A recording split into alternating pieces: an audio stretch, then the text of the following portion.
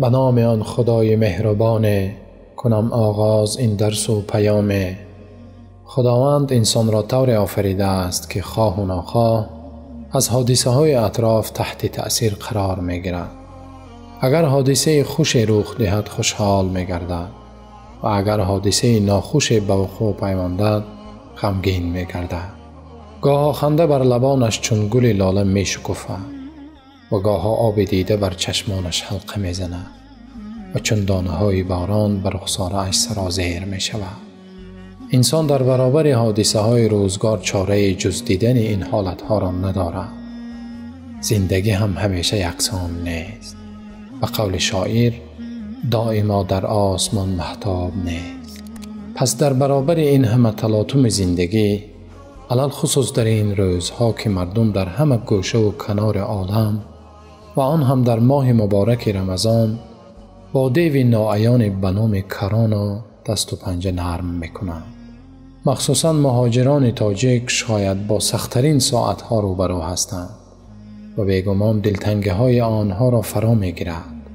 راه چاره چیست؟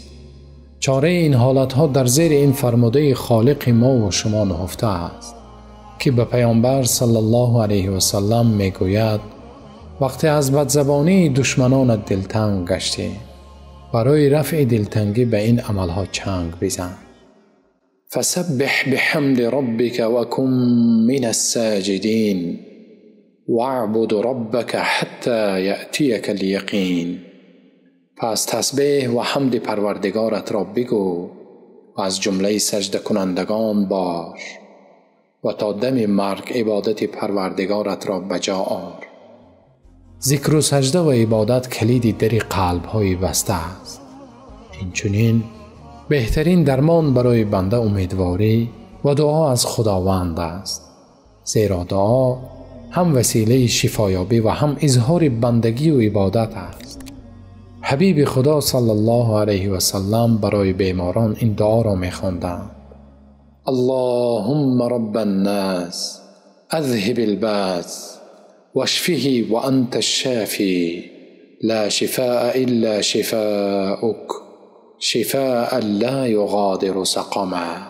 خدایا پروردگار مردم، درد را دور ساز و شفا ببخش. بیشک که شفا دهنده تنها تو هستی و جز شفای تو شفای وجود ندارد.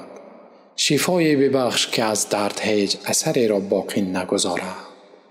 اینچنین حبیب خدا می گفتند: اللهم انی اعوذ بک من البرص والجنون والجذام و من سیء الاسقام.